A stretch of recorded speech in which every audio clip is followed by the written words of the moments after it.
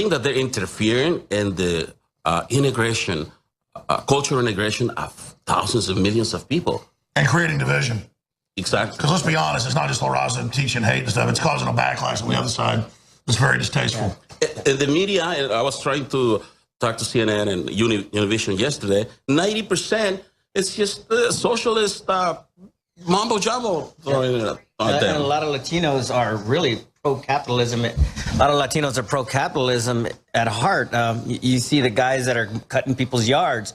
You got guys that are selling ice cream, at the corner, and they have fruit stands, and they're old-fashioned common sense hard work. Yeah, they're not relying on the government. And mom and dad and family, the opposite of what the socialists. Yep. That's what I mean. How could they sell, especially to Hispanics, who are like the most pro-family people out there? How are they trying to sell socialism to them and anti-family?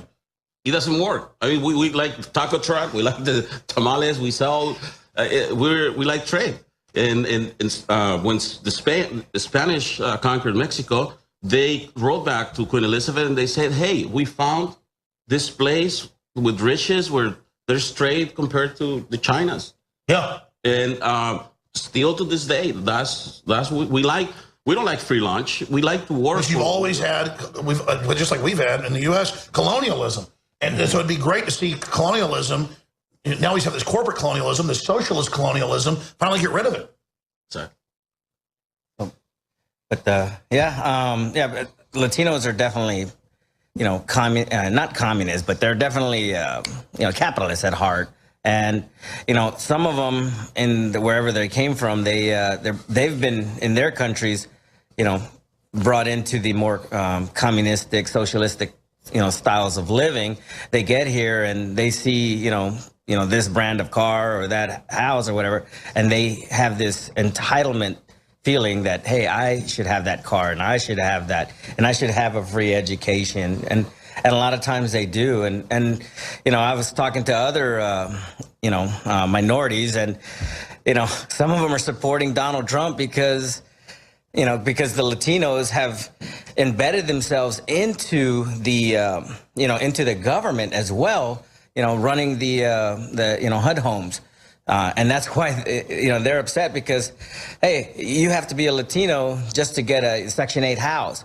But if you're not Latino, then and that's actually bringing in like a black vote. So the truth is, every group in history does this entitlement business, yes, and does this inside, privilege thing, instead of just making our culture be about the Bill of Rights, Constitution, free market, family. Correct. No matter what color we are, where we came from, we believe in the prosperity of an open, free society. But we can't bring folks in who are going to be weaponized against that free society, and that's happening. Well, one thing that in 1986, 4 million. Reagan granted 4 million people passage here to be legalized, to get legalized here. That includes my stepfather, by the way. Out of those 4 million, I'm probably the only one that's in the convention today. Where are those people? They should be jumping up and down, registered Republican, to pay back that they're able to be here, but they're not. So we did something wrong then. And a lot of people tell me, well, if you're Mexican, you came here to amnesty, why are you against these people getting legalized? Different times, different problems, and different solutions. Well, the thing is, the Republicans did that, and the Democrats are so good at race baiting, it doesn't matter what they do. It just gets worse and worse, where you're being called all these names no matter what you do, and at a certain point, you're like... They call us racists, and it's... Yeah, so what is that like? Because, Oh, it's terrible. Obviously, I'm white. My parents, they come from Mexico. They came here legally. They needed the math knowledge from my dad, and he worked on the space program. So he came over here legally, and his parents descended from Spain, and so the Mexicans, they were like, oh, he's American already, so they didn't want me. The blacks, I'm obviously not black, and the whites, they didn't assimilate me because I'm an ESL person. I didn't learn English until 6 years old, so I had a lot of racism thrown at me. Oh, I bet from all sides. From all sides. That's me. I love black folks, but some of them are really racist and aggressive. I grew up in Dallas, and I've been attacked. A lot. They've been a movie just of that. People wouldn't believe it. And that I don't have some chip on my shoulder against random black people who are great folks, but it's like they act like only a minority can go through racism, but you're saying you were getting it from all sides, whites, all sides. Hispanics, blacks, everybody. Yep. So I mean, well, that's people are tribal. You know, you're not in their group, you're not in the club. Yeah. So that's actually helped me become who I am, you know, a stronger individual. I agree. The stuff I went through made me stronger. It didn't make me a victim. Nope, it didn't. And, you know, I've been prosperous in my life, and, you know, I'm, you know, whether, you know, good or bad, I'm going to land okay because I have a good head on my shoulders, and you know, I have strong feet. And you're independent. Imagine very independent. Imagine the enslavement of actually believing you can only get ahead with the government. Communist countries can't even build cars. Yeah, They never even have enough food. Look at Cuba. I mean, take the Russians. Those are probably one of the highest IQ groups out there statistically. Some of the engineers, scientists, you know, art, music, you name it. Under communism, they couldn't even hardly produce automobiles or enough food.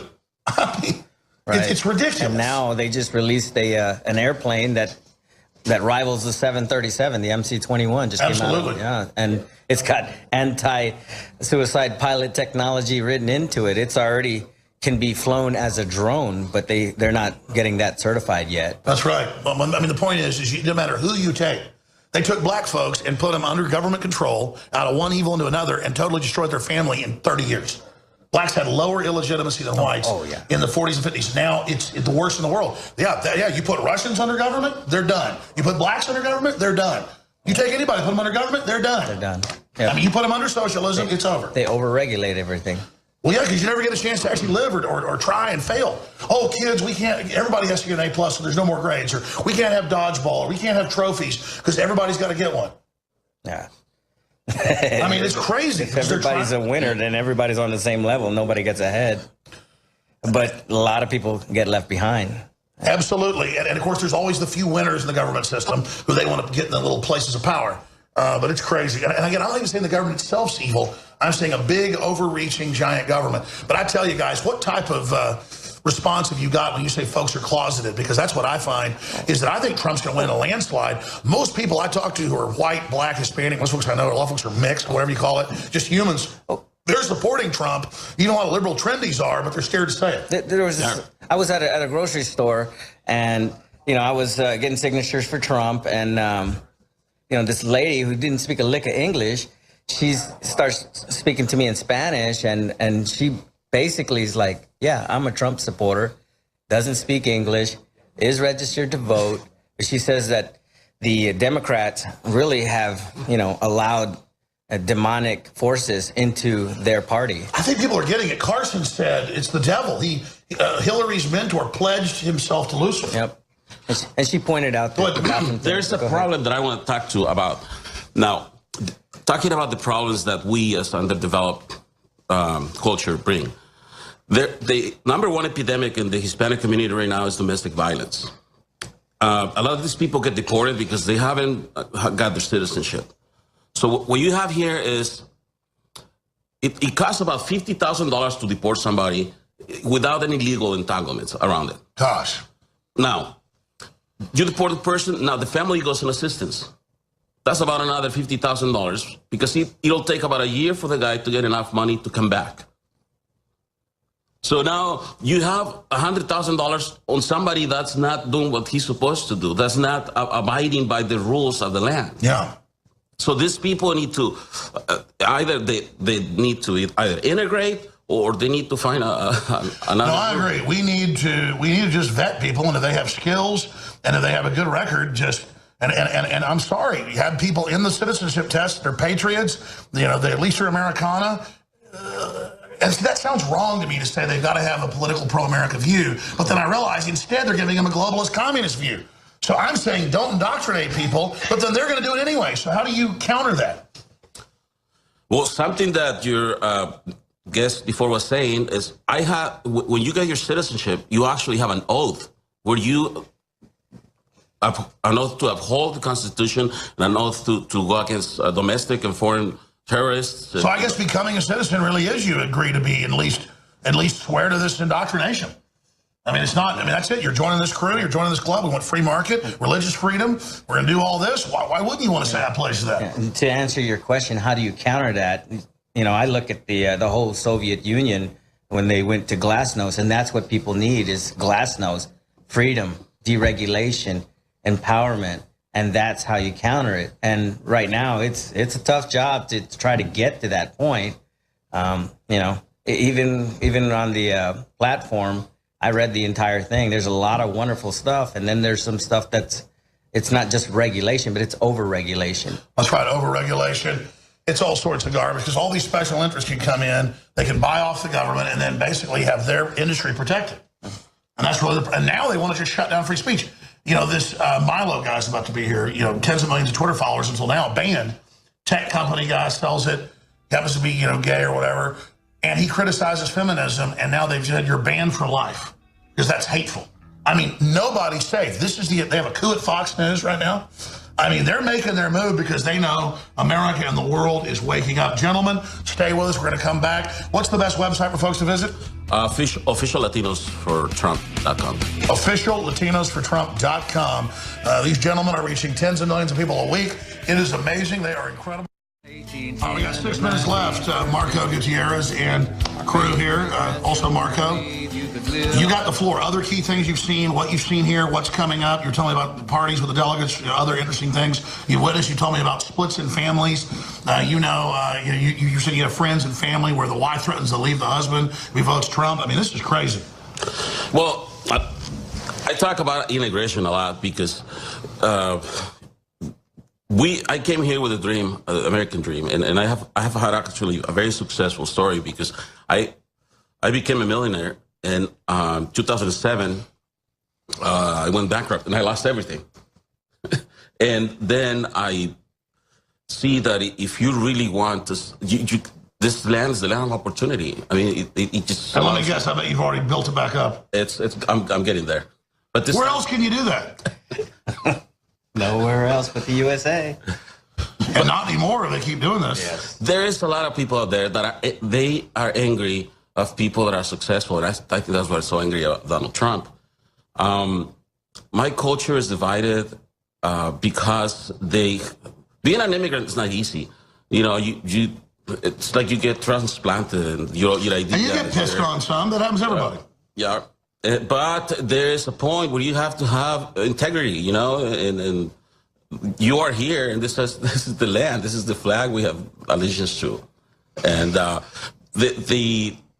what I'm feeling from look at America's being great for me again now. I'm talking to Alex Jones.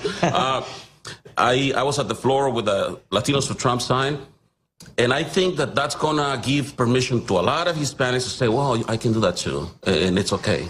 It's okay to support Donald Trump. And it's okay to be open about it, too. That's well, look, I want to believe in Trump, but I know this. Hillary's pure evil. There's no choice here. What did you think of Ted Cruz? I used to really admire him saying he'd vote for Trump, pledging, and then flip-flopping on it. I really feel sorry for him. I was totally ready with the Latinos for Trump sign down on the floor. You know, all Latinos unite. All the Latinos unite with Donald Trump. And I was expecting that, and you know, he was saying a lot of great things, you know. And he slipped it in there. And then vote your conscience, and which, to some degree, I guess. But up and down all the votes are for Hillary if you don't vote for Trump. Exactly. Or the others, it's like, look at others. I'm like, you should have just said vote for Hillary. It said it was all sneaky. Oh, and it's the same thing Lynn Beck said. That PR firm wrote that. Yeah. So I'm like, where's the olive branch? Where's the endorsement that he said that he would do? You know, this morning I was watching. It's a sucker punch. Yeah, this morning I was watching the coverage, and you know, he addressed the Texas delegation, and they said, we came here as delegates for Cruz, and we're leaving delegates for Trump. And so it backfired on him. But I told folks they were going to walk out Wednesday in Cruz's speech. Yeah. Didn't happen. We told everybody that was coming. Tell them what your dad said. Oh, my dad told me something about saying in Mexico that some people, they like to burn their house just to see yours catch fire. Yeah. Say it again. Some people burn their houses just to see your house catch on fire. Exactly. And I think so he cut his nose off to spite his face.